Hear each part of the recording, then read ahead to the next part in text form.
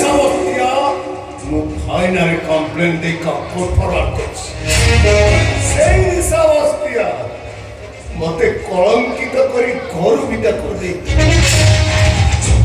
ମୁଁ ତ କହିଥିଲି ଆମ ପ୍ରଥମ ଦେଖାରେ ମୁଁ କଣ ପାଇଁ ଘର ଛାଡ଼ି ଚାଲି ଆସିଛି ସେ କଥା ଜୀବନରେ ତମର କେମିତି ଆରେ ଇଚ୍ଛା ଥିଲେ ବି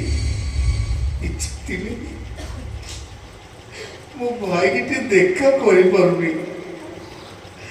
ମୁଁ ଦେବତା ତୁଲ୍ୟ ଭାଇକି ଦେଖା କରିପାରୁନି। ମୁଁ ଲପଡର ତିନି ଗାର ଭିତରେ ବନ୍ଧା ପଡି ଯାଇଛି।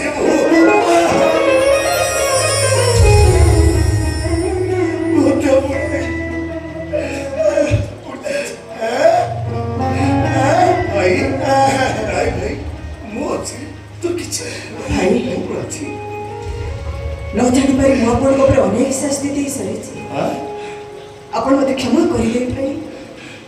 आपण मत क्षमा करदे ए भाई